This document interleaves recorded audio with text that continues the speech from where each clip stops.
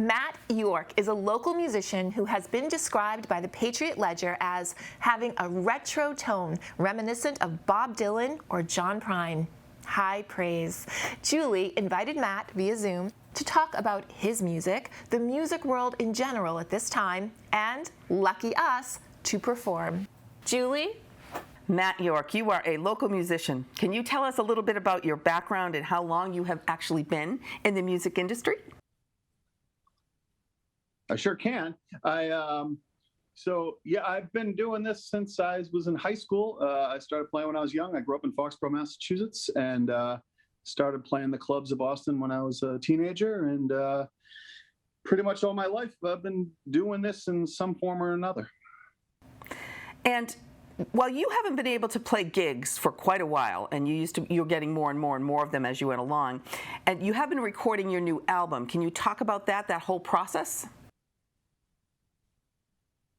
Yeah, when COVID first struck, I was just about to leave to go to Texas to play a whole bunch of shows through Texas and Louisiana. I had just finished recording an album at that point, and then life stopped. And so I was able to do a few shows over the summer and over the fall, and locally, like in the New England area. And then it was safe enough to go back and start recording again, probably around November, I guess, October, November. And so we've since then recorded another album's worth of stuff. So now I've got two. So that's been good. The studio part's nice, but not being able to play live has been a drag the last few months. Talk to me about that. As a musician, how much energy and how much of your soul do you get from the audience that's feeding back to you when you perform live in front of people? Yeah, so when you're an independent musician and you're doing, I do this alone. I play solo, so it's a kind of nomadic world, that you're in. And some nights are horrible. Some nights you go and it's raining out, or the Patriots are playing and there's nobody there, and it's terrible.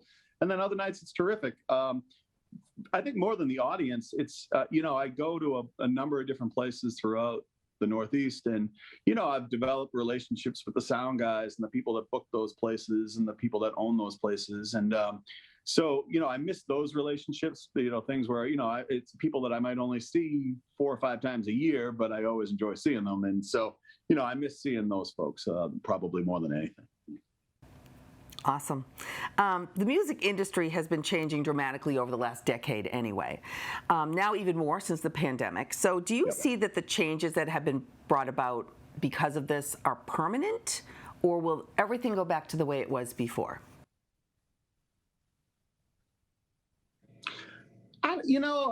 Someone else was just asking me that the other day too. I think we don't know, because we just don't know what's going to be left, after this is all said and done. I know a number of rooms are going to close or already have closed here in Massachusetts. There were huge problems in the music world prior to this, and they were not getting any better. And this, I think, really made it worse. I do think short term, I think there'll be a renewed interest in seeing live music. I think people miss it. And, so I think the summer will probably be really good. Whether, a lot of the problems, though, really emanate from the fact that, 10 years ago, you could go and play a show and you could sell 10 CDs or 15 CDs at a show for $10 a piece and make an extra couple $100 a night. And with streaming music and things like that, you just don't sell as much stuff. And so it's a much harder thing to, do financially, to be honest with you. It's just not what it used to be 15, 20 years ago. So there's huge headwinds against local music, but music's not going to stop. I was like, I don't know what else to do. It's all I know how to do, really. So I don't have a choice, Right. Yeah. Very good points. Points well made. And aside from mixing your new album, what does the immediate future hold for Matt York? Matt York, I'm going to slide into the third person. I'm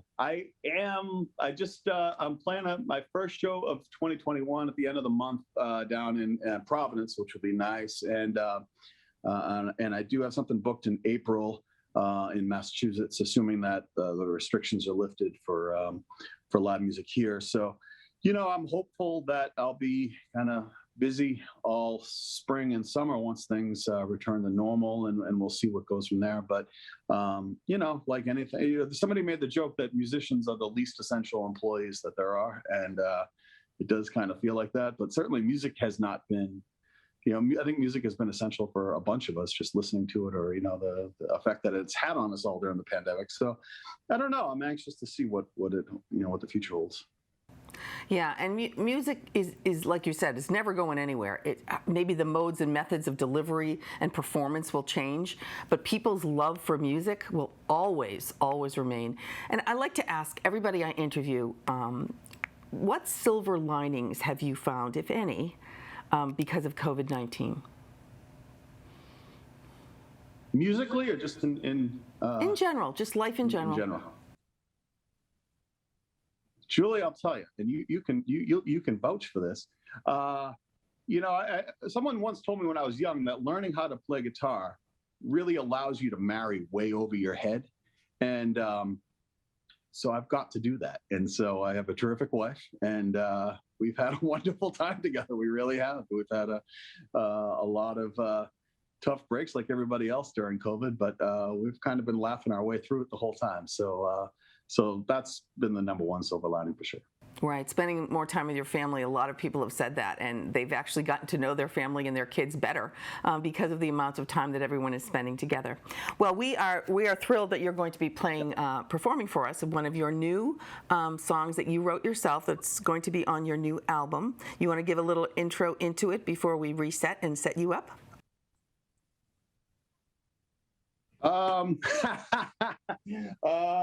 Sure. I'm going to play a song called Baby Doll.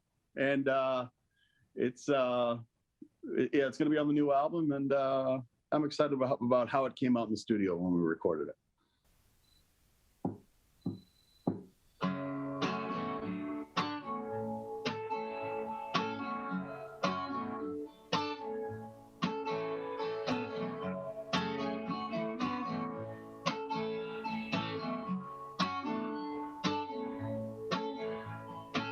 Spent 2 years living down in Liverpool. 2 more years and then I got parole. And I don't know exactly what I feel. It's my time and they said,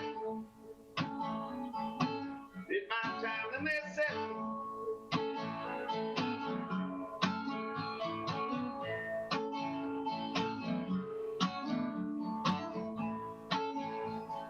When you're young, you don't think about doing time.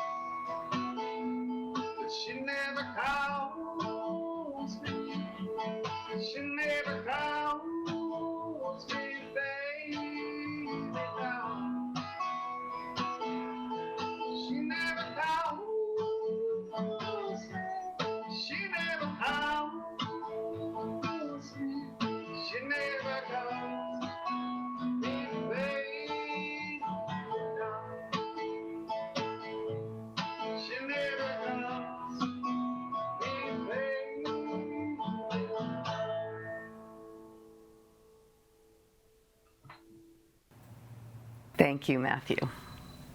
That was great. Thank you. Thank you. Back to you, Elizabeth. Thank you so much, Matt. To check out more from Matt York, visit his website at mattyorkmusic.com.